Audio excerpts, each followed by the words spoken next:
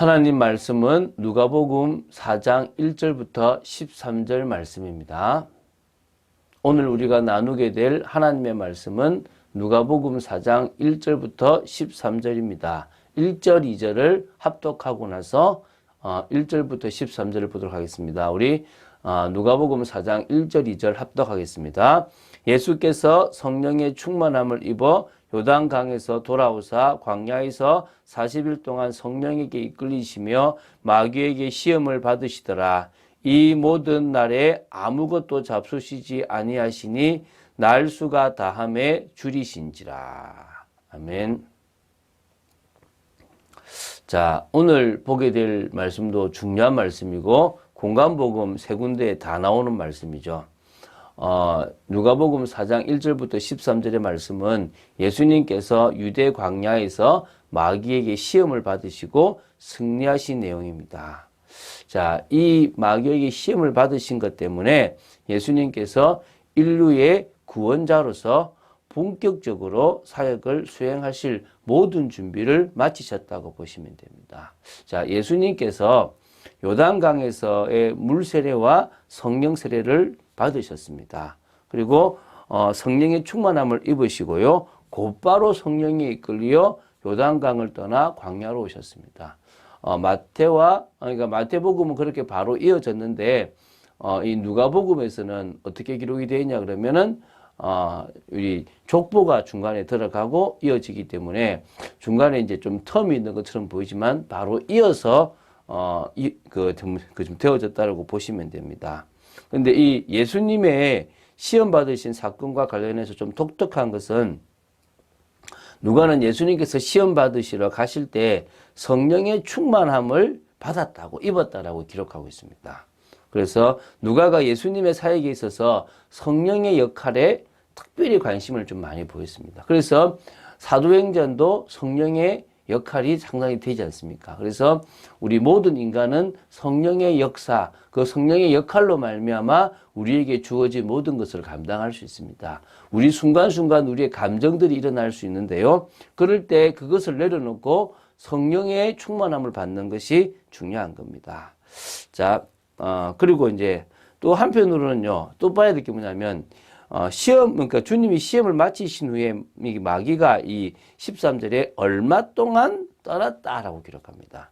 이 말로 본다면 앞으로도 예수님의 사역에 마귀의 시험이 계속될 것임을 암시하고 있죠. 특히 무엇보다도 예수님이 십자가를 질 그때만큼은 깨어있기 위해서 예수님도 기도하셨다는 것입니다. 아니면 당신도 그것을 인간이기 때문에 너무나 고통스러운 걸 아셨기 때문에 지고 싶지 않으실 수도 있기 때문에 마귀는 어떤 부분에서는 예수님의 사역을 방해하는 많은 일들을 해왔다는 것입니다. 우리도 마찬가지입니다. 호시탐탐 우리가 걸어가는 모든 걸음 속에 마귀가 건드리기도 합니다. 영적으로만 건드리면 쉽잖아요.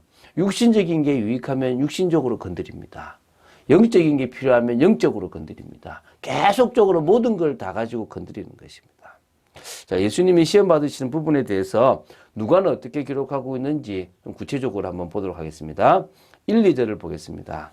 자, 예수님께서 세례 받으신 후에 성령이 임하셨고요. 그래서 하늘에서 너는 내 사랑하는 아들이다 라고 이렇게 내가 너를 기뻐한다라고 누가복음 3장 21절에 말씀하셨습니다. 이렇게 진정 예수님께서 그러니까 하나님께서 이 예수님을 기뻐하시고 그리스도를 기뻐하시고 내 사랑하는 아들이라고 하셨다면 바로 공생애를 시작하시도록 인도하셔야 될 것인데 하나님의 영이신 성령이 이 그리스도를 사단에게 시험을 받는 장소를 사실은 인도하셨다라고 끌고 가셨다라고 보시면 됩니다. 그래서 마가복음에서도 보면 성령이 예수를 광야로 몰아내셨다라는 표현이 나옵니다. 그래서 한마디로 40일 동안 성령에 이끌려 마귀에게 시험을 받으시러 오셨다고 보시면 됩니다. 이때 시험 받으시는 모든 날이 이렇게 금식을 한 날이기 때문에 당연히 줄이시고 배가 고프신 거죠. 자, 이때 이제 세 가지 시험을 이 마귀가 시작합니다. 3절, 4절을 보면요. 마귀는 돌로 떡을 만들어 굶주림을 채우라는 것으로 예수님을 유혹하고 시험합니다. 여기서 중요한 것은 사단이 예수님께 이런 말을 해요. 내가 하나님의 아들이여든 이 돈들로 명하여 떡이 되게 하라. 그러니까 하나님의 아들이여든 하라 이렇게 나오는 겁니다.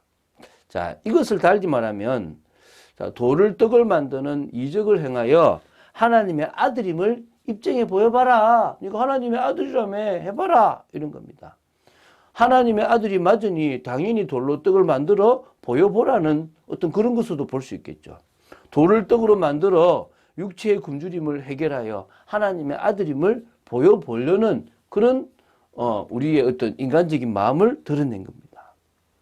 자, 마귀가 이 육체적인 욕구를 가지고 예수님을 유혹한 것은 인간이 범죄하기 가장 근본적인 유혹이 쉽고 가장 근본적인 유혹이 바로 이 뭡니까?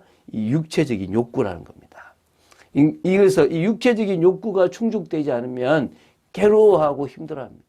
먹고 살기 위한 의식주 문제가 우리에겐 가장 크다는 것입니다. 그래서 지금도 전 세계가 코로나19 사태로 아우성인 이유가 병도 병이지만 먹고 살기가 어렵다는 것입니다. 그래서 이때 예수님께서 뭐라고 말씀하십니까?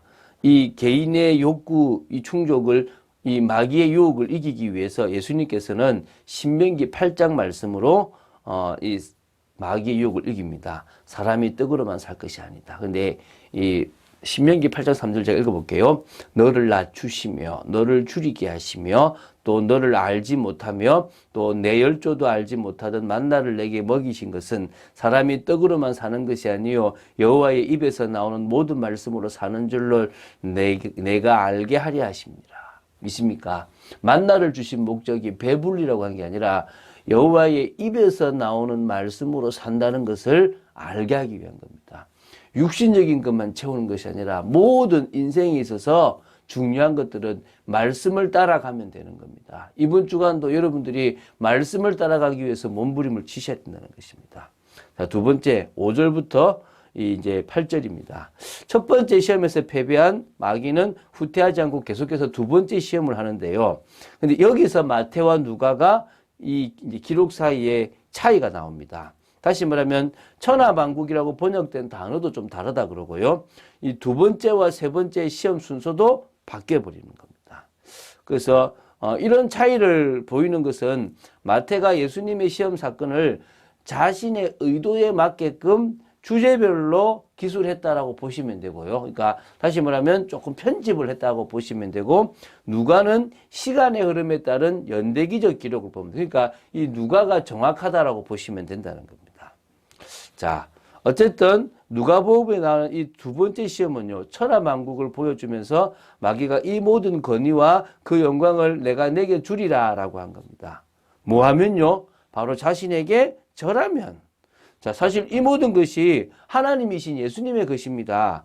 인간이 마귀에게 속아서 인간에게 주어진 모든 권한이 마귀에게 갔기 때문에 지금 마귀가 가지고 있는 것처럼 보이지만 실제 그 모든 것들의 주인은 소유주는 하나님이십니다. 그것을 찾으러 예수님께서 오셨습니다. 그런데 예수님께서 절하라고, 그러니까 예수님께 지금 절하라고 하니까 얼마나 예수님 지금 기가 막힙니까? 당신 건데, 그죠? 예수님께서 신명기 6장 13절 말씀으로 이기신 겁니다. 내 하나님 여호와를 경외하며 그를 섬기며 그의 이름으로 맹세할 것이니라. 하나님만 섬기는 것이다. 그리고 나는 이것을 빼앗으러 십자가 지러 왔다. 이제 이렇게 말씀하신 거죠, 한마디로. 자, 이제 9절부터 12절을 보겠습니다. 첫 번째와 두 번째 시험을 모두 이제 예수님 이기셨다면 반대로 마귀는 패배했습니다. 물러가지 않고 세 번째 시험을 시도합니다. 예루살렘 성전으로 끌고 갑니다. 마태복음에는 거룩한 성이라고 이야기가 나오는데요. 누가복음에는 예루살렘으로 간다고 얘기합니다. 그래서 구체적인 위치를 누가복음이 밝혔다라고 보시면 됩니다. 예수님이 마귀의 시험을 받을 때 이끌려 가셨던 곳은 바로 유년기에도 가셨고, 그러니까 그건 바로 태어나서나 유년기에 두 번이나 가셨던 이 성전입니다. 예루살렘 성전요. 그 성전은 바로 하나님이 계신 집이지 않습니까? 하나님의 권위를 상징하는데요. 이곳에 마귀가 데리고 와가지고 꼭대기에 세워가지고 내가 만일 하나님의 아들이었던 여기서 뛰어내리라고 한 겁니다. 성경을 인용했죠. 마귀가 시편 91편 11절 12절을 인용합니다. 그가 너를 위하여 그의 천사들을 명하사 내 모든 길에서 너를 지키게 하실 것이고 12절에는 그들이 그들의 손으로 너를 붙들어 발이 돌에 부딪히지 아니하게 할 것이다 라고 한 겁니다. 예수님은 이 마지막 시험도 신명기 6장 16절 말씀으로 너희가 마사에서 시험한 것 같이 너희의 하나님 여호와를 시험하지 말고 라고 얘기합니다. 그래서 마귀는 결국은 이 모든 시험에서 예수님을 이기지 못하고 떠나갑니다. 얼마 동안 떠나가죠. 마태복음 4장 11절에는 천사들이 나와서 수종 들었다라고 나옵니다. 어떤 의미에서 아담은 마귀의 시험에 넘어져서 선악과를 따먹고 모든 인류를 죄악에 빠뜨렸습니다. 예수님은 이 마귀의 시험을 이기시고 또 말씀에 순종하셔서 십자가를 지심으로 우리 모두를 어떻게 하셨습니까? 구원의 길에 들어가도록 만들어 주셨습니다. 오늘 이 모든 일들은 하나님 앞에 성령의 능력을 덧입었던 예수님께서 하셨던 일입니다. 우리도 마찬가지입니다. 성령의 충만함을 받는다면 모세를 이어 지도자로 준비됐던 여호수아처럼 이 시대의 현장 선교사로 준비되어질 줄로 믿습니다. 오늘도 정말 다른 것 보지 말고 축복기도 많이 하시고 사람을 위하여 살아가는 정말 그리고 그 모든 환경을 뛰어넘는 여러분 되시기를 주 예수 그리스도 이름으로 축원드립니다. 주는 그리스도시요 살아계신 하나님의 아들이심을 고백합니다. 믿음으로 나아갑니다. 말씀 따라 나아갑니다. 아버지 하나님의 뜻을 이루는 귀한 삶으로 나아갑니다. 우리에게 주어지는 모든 마귀의 시험을 예수 그리스도의 능력과 말씀으로 이겨나갈 수 있도록 역사하여 주시옵소서. 오늘도 말씀을 우리 마음에 새기는 축복의 제도를 되도록 지켜 주시옵소서. 감사드립니다. 주 예수 그리스도 이름으로 기도드립니다. 아멘.